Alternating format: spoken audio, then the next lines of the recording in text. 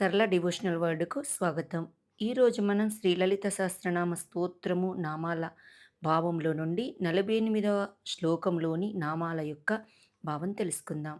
నిష్క్రోధ క్రోధశమనీ నిర్లోభ లోభనాశిని నిస్సంశయ సంశయగ్ని నిర్భవ భవనాశిని. ఈ శ్లోకంలోని మొదటి నామము నిష్క్రోధ. ఇది 168వ నామము. ఇది 3 అక్షరాల నామం. ఈ నామంతో నమస్కరించినప్పుడు నిష్క్రోధాయై నమః అని నమస్కరించాలి. నిష్క్రోధ అంటే క్రోధము లేనిది. కోపము దీర్ఘకాలంగా నిలువ ఉంటే క్రోధంగా మారుతుంది. క్షణకాలం మాత్రం కోపం ఉండే వాళ్లను ఉత్తములని, 2 గడియల కోపం ఉన్న వారిని మధ్యములని, ఒక ఆహోరాత్ర కాలము కోపం ఉండే వాళ్ళను అధములని, చచ్చేంత వరకు కోపం ఉండే వారిని పాపిష్టులని అంటారు. ఈ నిర్వచనాల ప్రకారము క్రోధం గల వారందరూ పాపిష్టులే అవుతారు. అవసరమైనప్పుడు చిన్నపిల్లల పట్ల, క్రింది పనివారి పట్ల, శిక్షితులకు శిక్షణ ఇస్తున్నప్పుడు కోపం నటించాలి గాని కోపిష్టులు కాకూడదు. అవతలి వారిలో రావలసిన మార్పు రావడం కోసమే గాని కక్ష సాధింపుగా ఈ కోపం నిలువ ఉండకూడదు. అమ్మవారు అనురాగ దేవత, జగన్మాత కాబట్టి ఆవిడకు కోపం గాని క్రోధం గాని ఉండవు. క్రోధము లేనిది అని ఈ నామానికి అర్థము. తర్వాతి నామము క్రోధశమనీ. ఇది 169వ నామము. ఇది 5 అక్షరాల నామము. ఈ నామంతో నమస్కరించేటప్పుడు క్రోధశమన్యై నమః అని నమస్కరించాలి. క్రోధశమని అంటే క్రోధమును శమింపచేయునది, అనగా పోగొట్టునది. క్రోధాంకురాంకుశోజ్వల అన్నపూర్వపు నామాన్ని, ఆ నామవాక్యానాన్ని ఇక్కడ గుర్తు చేసుకోవాలి.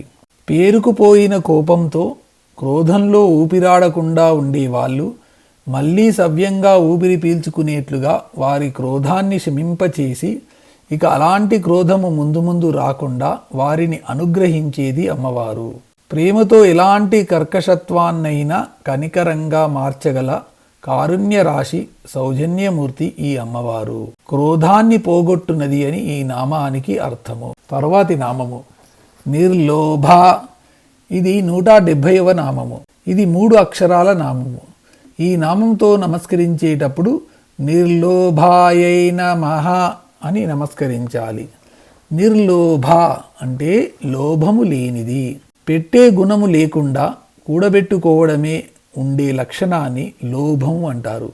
దీన్నే తెలుగులో పిసినారితనము అంటారు.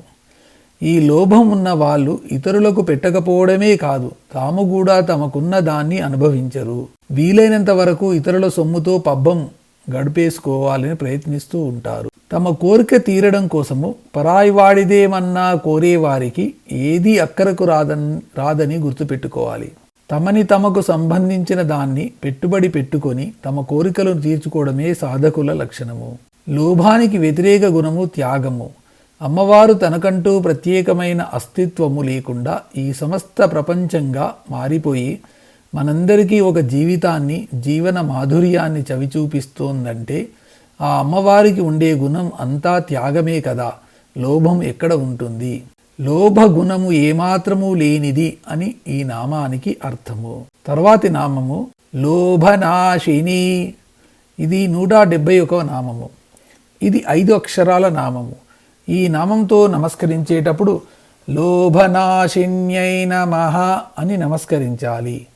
లోభనాశిని అంటే లోభమును పోగొట్టునది. ముందుగా అమ్మవారు లోభి కూడా పెట్టిన దాన్ని కొల్లగొట్టబడేట్టుగా చేస్తుంది. అటుపైన కూడబెట్టిన లోభి ఇతరుల మీద ఆధారపడవలసి వచ్చి ఇతరులకు పెట్టే గుణాన్ని నేర్చుకుంటాడు. ఇలా మనలో ఉండే లోభ గుణాన్ని పోగొట్టి త్యాగ గుణాన్ని పెంపొందింప చేస్తుంది అమ్మవారు. లోభి కూడబెట్టిన దాన్ని కొల్లగొట్టబడేట్టు చేయడానికి ఇతరులే అక్కర్లేదు.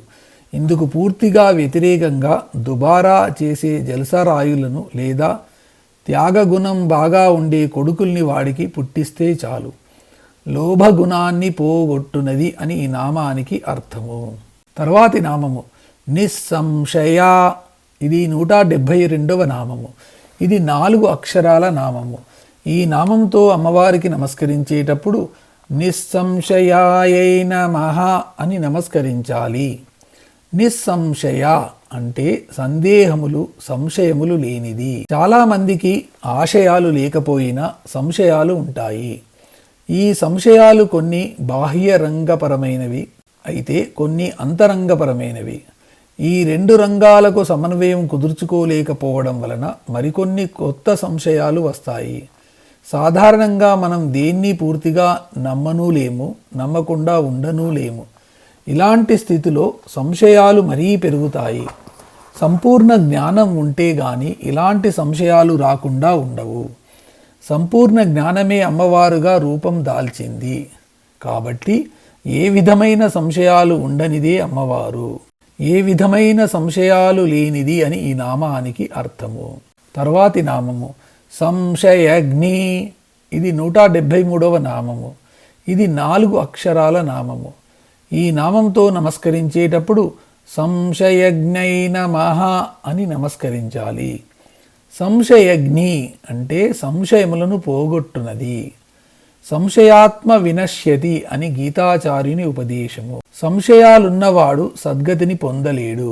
Better to have a bullet in the heart rather than a doubt అన్నాడు ఒక మహానుభావుడు. ప్రతి వ్యక్తికి సందేహాలు కుతూహలాలు ఉంటాయి. సందేహాలు కూతుళ్ళ లాంటివి, కుతూహలాలు కొడుకుల్లాంటివి.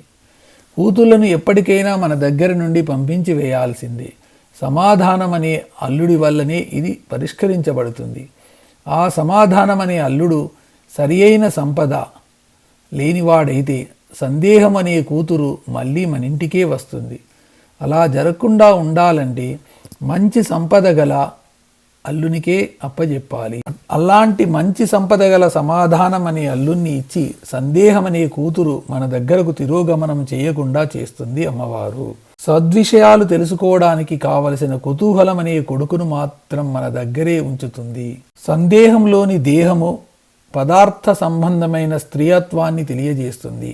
సమాధానంలోని ఆధానము అంకుర సంబంధమైన పుంస్త్వాన్ని తెలియజేస్తుంది. అందుకే ఈ రెంటిని అనగా సందేహ సమాధానాలను వరుసగా కూతురు అల్లుళ్లతో పోల్చడంలో చాలా ఔచిత్యము సార్థకత ఉన్నాయని చెప్పడము.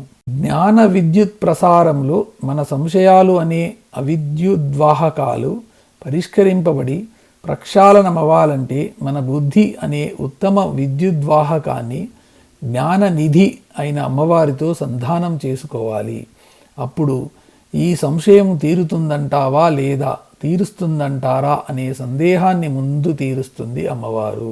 విడివడని హృదయగతమైన ముడులకు విమోచనము, సర్వ సంశయాలకు పరిష్కారము, కర్మబంధ వినాశము ఇవి పరా అపర స్థితుల యందు సమన్వయ దృష్టి ఏర్పడినప్పుడు సాధ్యమవుతాయి. అమ్మవారు పరా అపర స్థితులను సమన్వయ రూపం కాబట్టి మనకు ఆ సమన్వయ దృష్టిని ప్రసాదించి సంశయాలను సమస్యలను పరిష్కరిస్తుంది. సర్వ సంశయాలు పోగొట్టు జ్ఞానస్వరూపిణి అని ఈ నామానికి అర్థము. తర్వాతి నామము నిర్భవ. ఇది 174వ నామము. ఇది 3 అక్షరాల నామము. ఈ నామంతో నమస్కరించేటప్పుడు నిర్భవాయై నమః అని నమస్కరించాలి. నిర్భవ అంటే పుట్టుక లేనిది. భవము అంటే పుట్టుక. పుట్టడము, పెరగడము, గిట్టడము ఇలాంటివి భౌతిక జీవులకే ఉండేవి. అవి కూడా ఆ జీవుల శరీరాలకే. ఇవి ఎవరి యందు జరుగుతాయో ఆవిడ అమ్మవారు.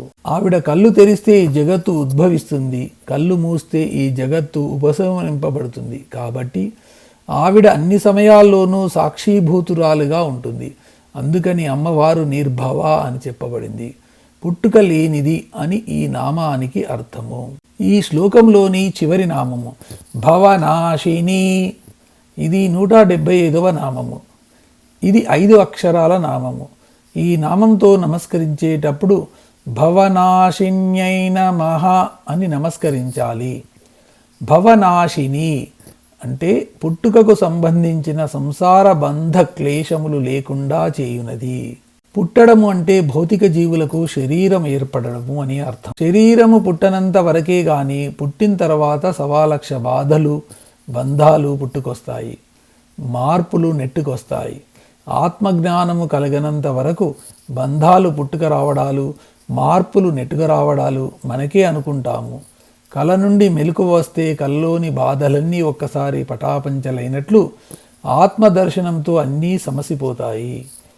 మార్పులన్నీ మన శరీరానికే వస్తున్నాయి అని, మనకి ఏమీ జరగవని తెలుస్తుంది. భవబంధాల నుండి విముక్తి లభిస్తుంది. ఆ అమ్మవారి అనుగ్రహంతోనే ఆత్మజ్ఞానము కలిగి ఇవన్నీ జరిగేది. అందుకని అమ్మవారు భవనాశిని, పుట్టుకకు సంబంధించిన సంసార బంధ క్లేశములను లేకుండా చేయునది అని ఈ నామానికి అర్థము.